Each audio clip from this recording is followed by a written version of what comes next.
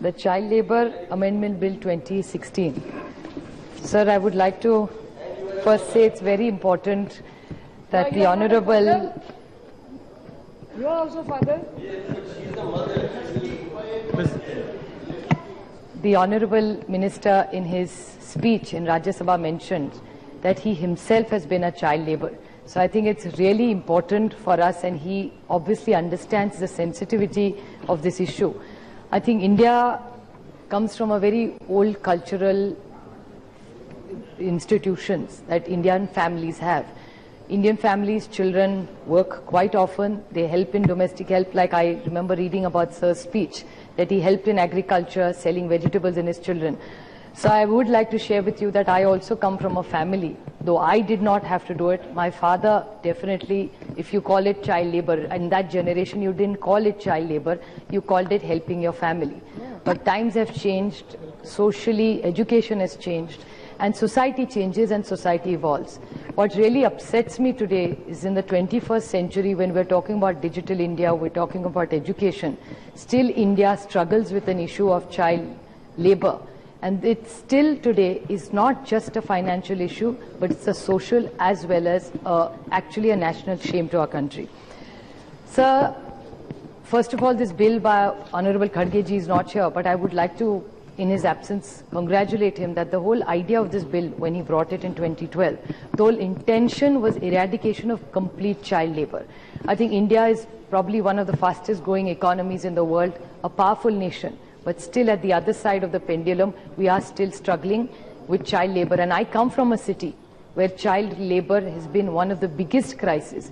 And unfortunately, these are people and young children who have migrated from various states. I remember hearing my friend Ranjita speak this afternoon earlier, and she extensively talked about the caste issue and the state issue, especially children from West Bengal, Bihar. These children are trafficked and brought to Mumbai for better opportunities and for financial gains. So, but really, what is this bill and why are we rushing?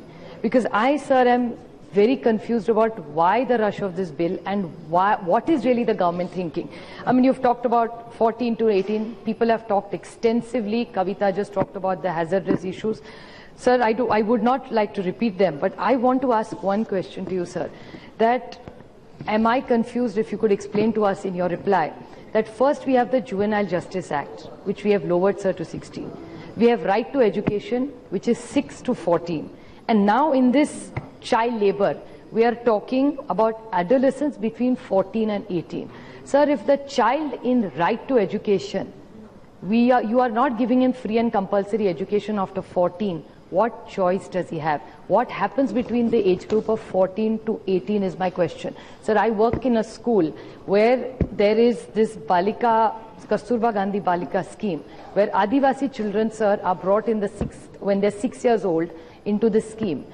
They are taught free, they are giving housing, hostels, everything. It's a wonderful scheme, but only up to the 8th standard. Now, what does that girl who comes from an Adivasi Pada, as we call them in our region, sir, you bring her out of the Adivasi culture, you bring her into a city, you bring her into right to education, you educate her all the way till the 8th standard. Then what happens after 8th standard when she's 14? So the whole purpose of this bill, sir, so what is really the government? Can you clarify your government stand? Because there are 3 different bills, all connected to children. One talks at the age of 14, one talks at 16, and other one talks at 18. So what is really child, what is adolescence for your government, and how will you converge these 3? I mean, sir, what Satyagat Satpathy was saying is true. I do stand here as a mother as well.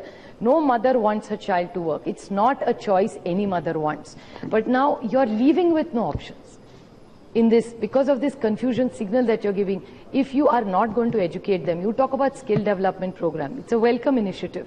But if the child is left out at 14, when will you skill him? Are you skilling him at 14?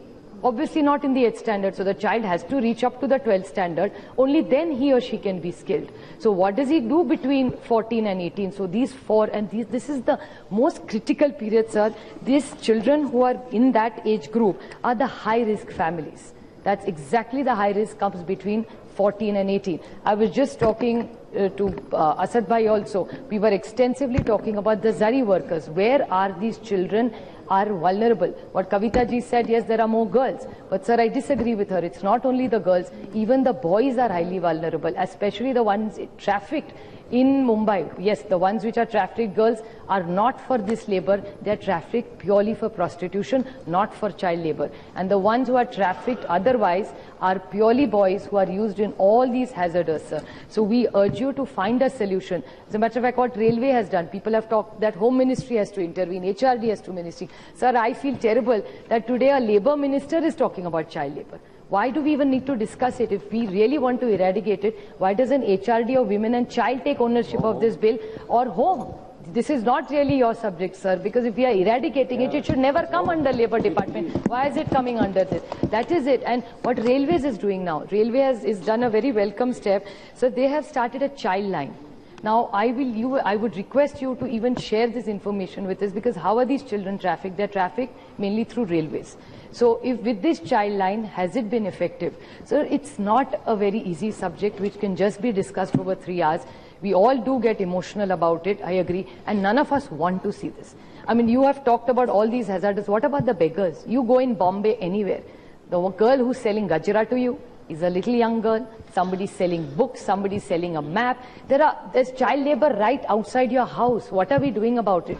And Maharashtra tried. I still remember the earlier Home Minister, Shri R.R. Patil, who's unfortunately no more, worked very closely with CRY as well as Pratham as an institute, and they build a lot of shelters. Today even Bihar government is trying the same exercise. But how good are these shelters? So you are making a bill. What is the solution? Who is monitoring these systems? There is no monitoring. Ashram shalas are there. What is the quality of education doing this? So I think, sir, it's a very complex issue. I don't think we should rush in to pass it. And sir, you have 270 members anyway for the next 3 years. So why are you rushing it? If you can give it little time, we are putting rules. Just by bringing in this, tomorrow nothing is going to change. So whether we are looking at diluting what you are saying as family, because sir, uncle and auntie is something, koi mamu, chacha, taya, everybody's talked about it extensively. Ki mera mama ka dukaan hai, main help kar raha hu. So I think this entire family thing, looking at what your government's entire agenda on hazardous is, if you could say that. And my main important point is, sir, between RTE, Juvenile Justice Act and child labor, if you could get one agenda, age block for all three, you will be giving a clear signal. Right now, the government is talking in 3 different directions of age. So I urge you to have complete clarity, sir. We have faith in you for the reason that you yourself have been a child labor in today's technical term. So I urge you to think with a heart, so that every child who's born in this country or a world deserves a good quality education and right of dignity and labor. Whatever he does, he should do it with pride. So I think let's give whatever's happened in the past, we cannot change, but we can definitely change the future of the nation, of our children, and I think we owe it to our children. Thank you. This side, 80% of our बाप, हमारा बाप कांग्रेस में थे. हमारा ना राजनाथ सिंह, ना सुषमा स्वराज, ना वेंकैया नायडू, ना अद्वानी जी, ना Sadananda Gowda, we never, or Anant Kumar, none of us had any smell of even the Congress party.